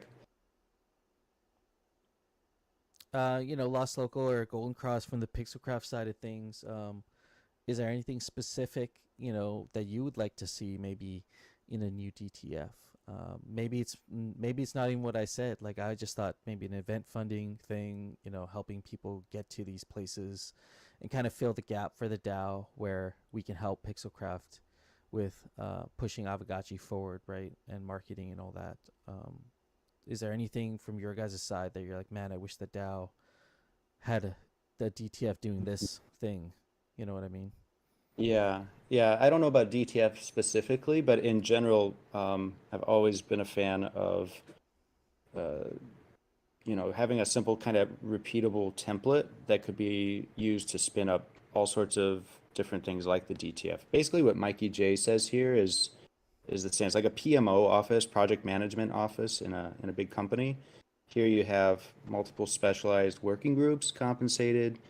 So you get a working group, right? Maybe there's a template. You just say how many roles are in that group. Like here's the umbrella budget for this roadmap with these priorities, and here's the people that want to come together as a team to execute on this. And you know, it either gets approved or not. It has a funding request, and then when the roadmap maybe it has a sunset, then there can be a review, right? On one of these calls, we can say, okay, what were the KPIs? Did this working group, should it get renewed? Should we sunset it? Should we learn from it? And it's already completed its mission. It's done. It's perfect.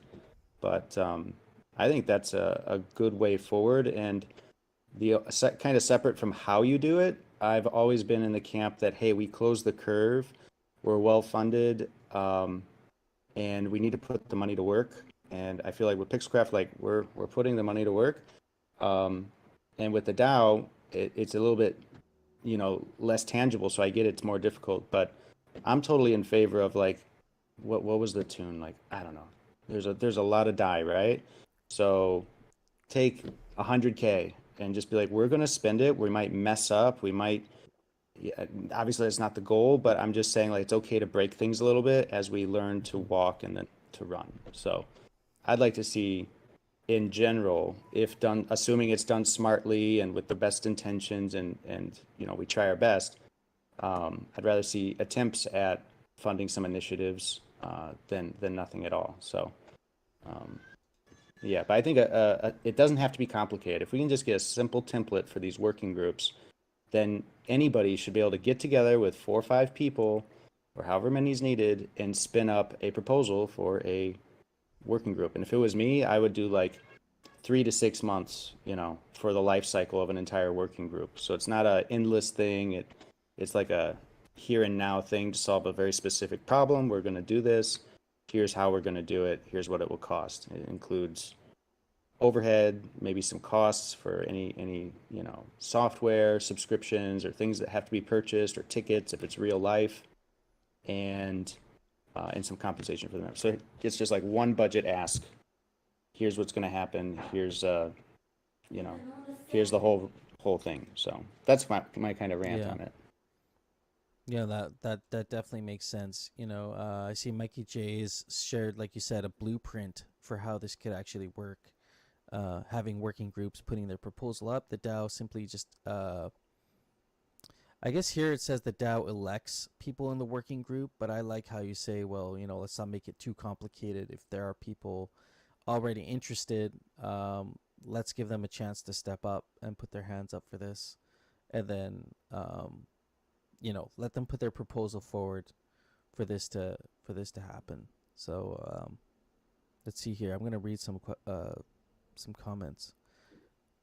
Elect groups with a limited budget and area of focus to organize themselves and spend a month getting together a plan to propose to the DAO for their budget and how they'll allocate it. I see Flame chiming in as well here. We really need specializations and more filter gates in case we end up with 500,000 people during the bull run. I think that's a good problem to have for sure, each with their own ideas, and we don't have enough people willing to make the infrastructure to onboard them into specialized groups and let them know what they're supposed to work on and what they aren't supposed to work on.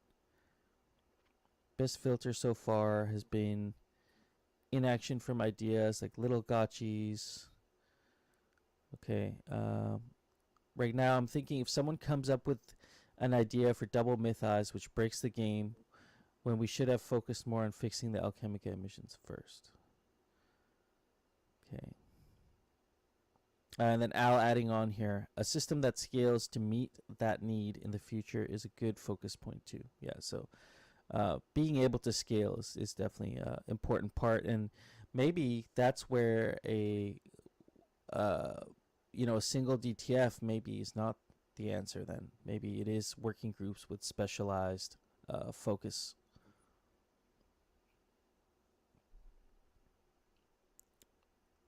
And so specifically pertaining to Rare Evo, I mean, we could have a working group just specifically for some of these major events that Pixelcraft is looking to hit for the rest of the year.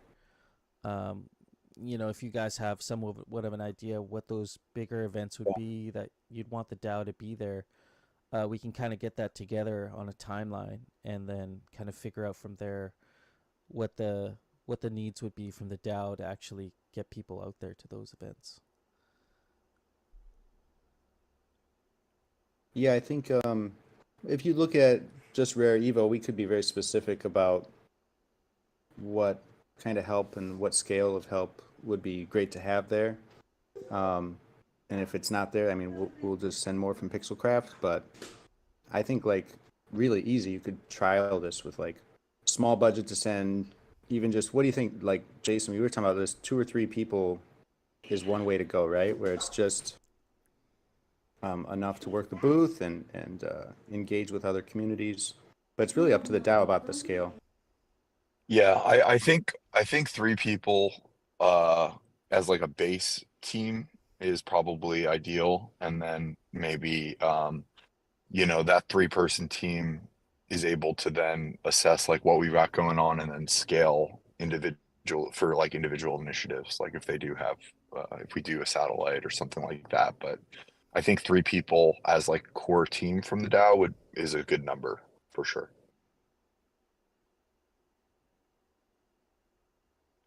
Yeah, okay. 3 people, and that sounds sufficient. Just reading some comments here. Dr. Wake Me saying, I think we can make a good argument that nearly all DAO funds should be allocated to making games. We have almost no product. It makes very little sense to invest in onboarding infrastructure and bureaucracy without a product. Yeah, I see where he's coming from, and if he wants to hop on stage and flesh it out a bit, it'd probably be helpful. But I think generally he's saying, look, like we're a gaming DAO in the sense that we make games built around Aavegotchi open source avatars. So let's make sure we're building games. And I, for one, as a DAO voter, am going to probably always vote for funding people to make games first. And like a sense of priority, I wish we were at a point where there were like 5 or 6 teams spun up building gotcha games and getting some form of support from the DAO, whether it's maybe some people are building tooling that these game, builders can use. Some of them are getting just funding so that they can kickstart their game. I'd love to see more of that, especially as we move towards gotcha chain. But at the same time, I think, yeah, we can still work out some templates and quote unquote bureaucracy, some in real life support, things like that as well. We should be able to do 2 things at the same time, but in the name of simplicity and starting out, I get where he's coming from. I'd love to see more games.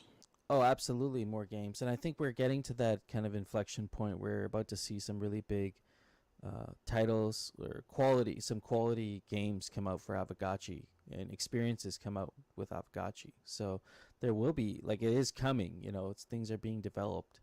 But in the meantime, like looking back at ETH Denver, my takeaway, everyone's takeaway from ETH Denver, from what it sounded like, was not the fact that Aavegotchi was making noise as a game. Aavegotchi was making noise as a community at ETH Denver. I mean, that's where we got noticed with the sweaters and going to all the events and people being like, hey, these are like actually some pretty cool guys. We like hanging out with them. That was a lot of people's takeaway from ETH Denver. And maybe next ETH Denver won't be that. Maybe it'll be the game front and center, and then the communities backing it up, this amazing game.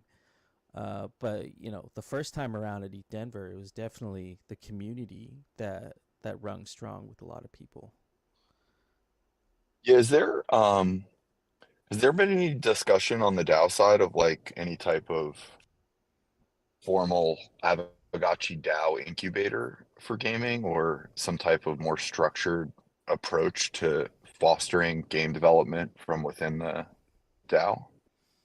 Yeah, that's a great question. I mean, I've talked to the ATF, and I'm on the multi-sig, but what happened there, I think, is just there's no leadership at the ATF. There has to be, like, there was Coyote there for a while, and then Shaw was doing that for a little bit. But really, what we need is some leadership there, and I think the DAO would actually maybe have to compensate, even if they can compensate somebody to put their time together and building a framework out for developing games on Aavegotchi. Uh, Somebody had created during, and anybody that's part of uh, the Voltron hackathon could maybe speak to this, but I believe someone in your group there created the Aavegotchi kit, right? There's a Unity kit for Aavegotchi. So there are these they're like these loose pieces in our ecosystem of things on ways to build a game, but there's no, like you said, incubator or structured programming to help people who are maybe new programmers or are just a solo dev that need maybe a group around them to help them develop games.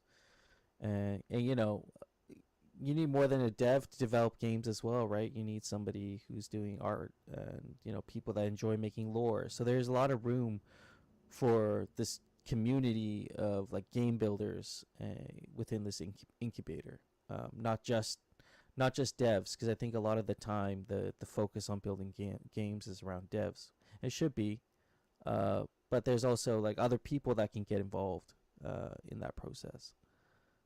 I think you hit it on the head there with, and that's the thing, like ATF can exist and do what they want to do and have the support, but it's not mutually exclusive. Like if you're not part of ATF and you still want to make a game, there should be other avenues. There should be so many ways to go about getting to where you want to go with your vision of what to do with Aavegotchi. And I know at Pixelcraft, that's what we've been trying to do. There's been a number of people here in the community, some of you are even in the room right now, that have reached out with concepts for games or plans, and just a lack of means to get there.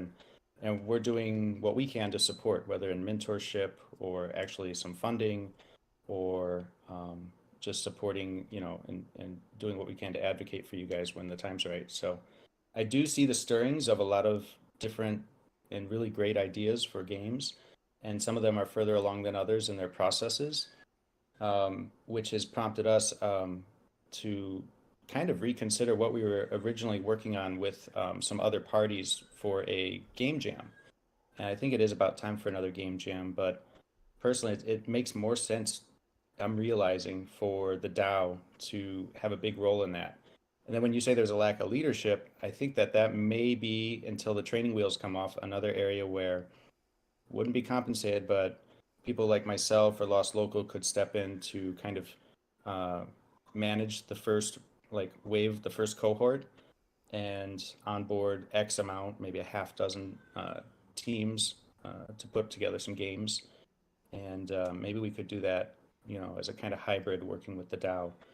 But we're working out a couple kinks with a couple potential partners on that. And then once it's clear that it can happen and who it can happen with, I would be very happy to bring that forward as a discussion point with the wider DAO here, and see if you guys are interested in kind of taking that on together. And so it might be the best of both worlds. The DAO can handle the kind of community outreach, the collaboration, and the funding, or at least part of the funding. And then Pixelcraft, we can rope in some real strong partners, strategic partners to make the game jam pretty special. So that's what I would like to see happen over the next month or two, is like put together a real program where, you guys have some guidance, some kind of, again, go back to the templates, easy button, and just focus on making the game you've always wanted to make. Man, I will come in here and say, the mini game page on the Aavegotchi website, it used to be full of games. I see that a lot of them have fallen off. Is there any way that we can get those back up? I know that we might need to, the creators might not be interested at this point, or the server costs might be too much for them. But I've been joining a lot of Ape DAO conference conversations and Twitter spaces, and I've told them about us, and the developers I've talked to have been interested. And then Jonah Blake is a good example, and he's interested in building. And then I go to send them to the link to our mini game saying, hey, we have a dozen mini games, and there's only 2. So it doesn't we visually, it doesn't look great. Is there any way that we can try to get that back up and running on the page? Or is it just that these game devs gave up because they don't have the ability to pay the server cost? I think you're nailing it. In at least one case, I know it's the server cost and the URL expired or something to that effect, and they'd have to rework it. And I think that was the which one? The snake game. I think has that issue. So they're mostly managed by it's very decentralized. So they fall into disrepair or they get turned off, and yeah, we could all anybody could reach out and say, hey, I want to help you get that back up and help maintain it. And if that's the case, we'll get it back on the site. So I mean, I would love to see those games be a little better maintained. Well, and But I'm I'll also just interested in like some more ambitious mini games and stuff to get really going on Gotchi Chain. So it's a little bit of both. I mhm. would love that. But it's not like a super top priority in my mind because it doesn't move the needle on adoption right now. Yeah, like you were saying, Golden Cross, that pipeline and the incubator. I think if there was any global interest as Aavegotchi DAO, like you said, we're very decentralized in the sense of building. As builders, we're very decentralized. We just had Yannick up here building his thing. We have Gotchi Farmy building a completely different vertical. So like these teams, they seldom interact with each other, and we have other teams, the Forge team, building their own verticals on the protocol. But if there's one thing I would say that Aavegotchi DAO could have a collective interest as a mission, aside from protecting the protocol assets, it would be to build games. And so if that really is like our one of our main initiatives, it's highly in our best interest to throw some money at getting a proper framework and pipeline, with the UI as well, like a place to go, a web page where I've built by Aavegotchi DAO where you can get started on building a game and get everything you need to know. I'd love to see something like what you guys just put out there with the Aavegotchi landing page, but for just developing games on Aavegotchi DAO, developed by Aavegotchi DAO. Um, with like I'm seeing user default, like we have mentors in our ecosystem, people that have started, not knowing very much about coding and have taken it up upon themselves to learn this. So I think that's a And great way to support future devs. yeah, when Gotchi Chain's live, I mean, it's going to have that kind of layout where, upcoming games or games that are already live, you're going to see those games coming. And so I really hope, anybody here that has the inclination to build a certain game, especially on Unity with Aavegotchis, this is the time. Get your team, assemble your team. And I don't think you have to look at waiting for the right working group or something to be Mm-hmm. your blocker.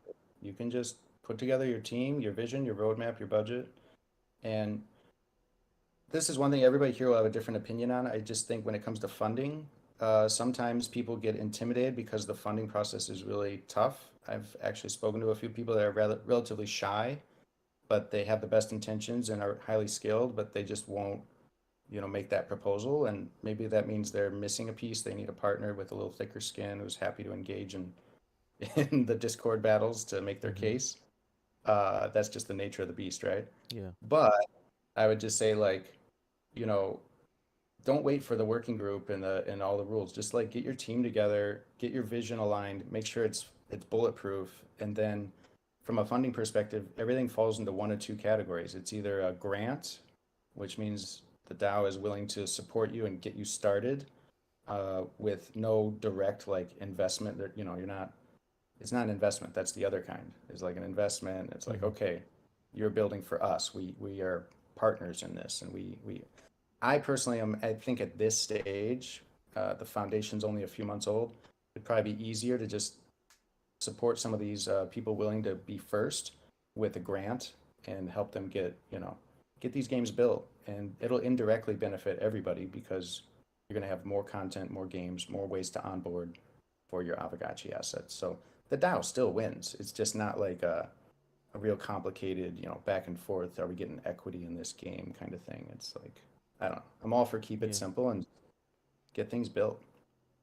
Yeah, at this point, that's the goal. I think is to get things built and just show people what you can do with the assets. Could be a great way to get started. So, just thinking in terms of actionables and everything we've discussed here, we went over a few things. One thing is the idea of the working group, specifically, being able to fund Gotchi Gang to go out to these events. Lost Local, you mentioned about 3 sent from Aavegotchi DAO to some of the prominent events that we want strong DAO representation at. could be really helpful. And so I think having a group together that is focused around that initiative could be really helpful. Maybe we could touch base this week and I could get some kind of more details and maybe put together a forum post to get that going.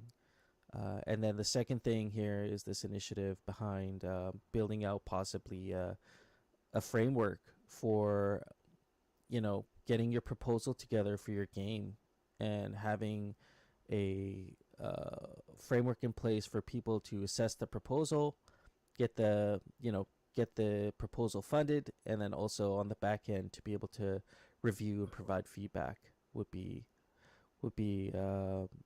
really transformational for Aavegotchi DAO for sure, especially since we're trying to build games. It's our focus. So two things there. If anybody else has anything to add, feel free to do so now. Is there anything we want to add before we end off here for today?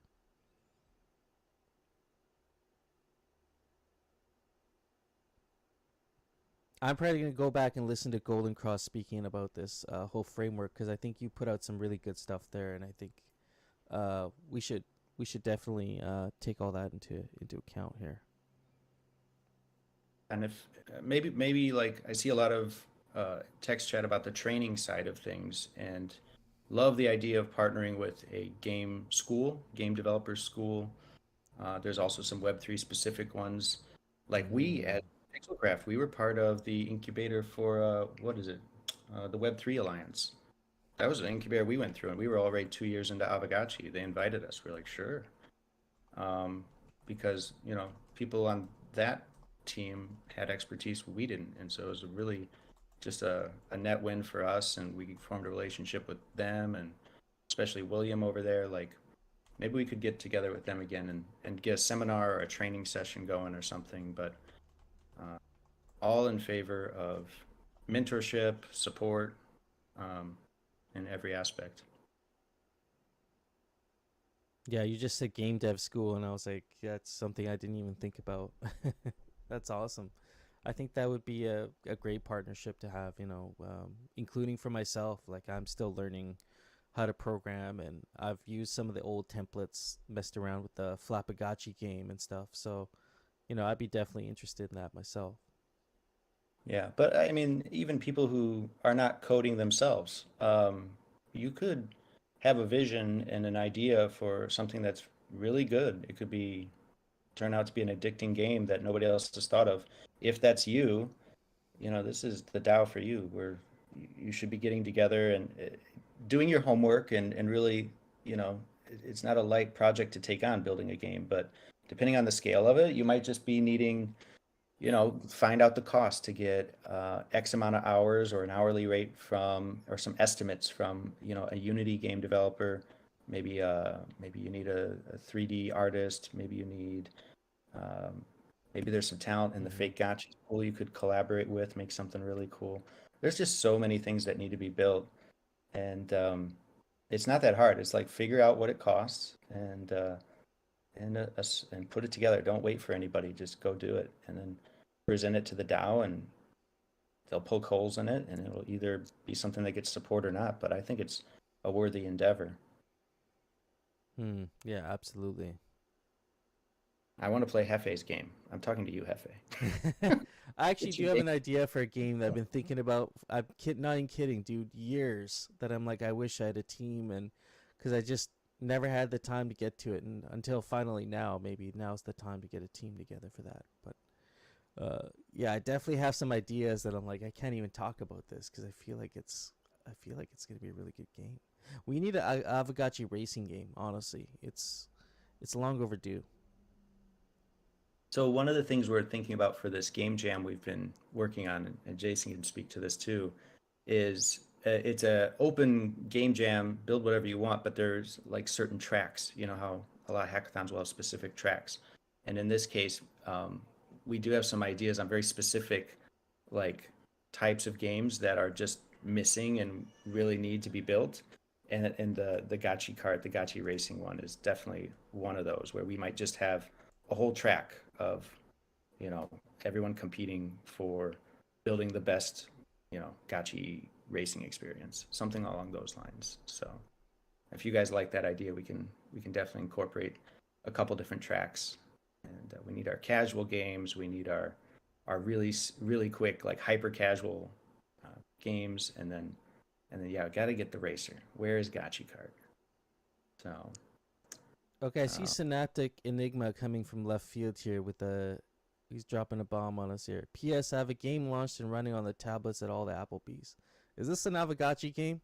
I didn't know about this. Do you have an Aavegotchi mini game running on all the Applebee's tablets?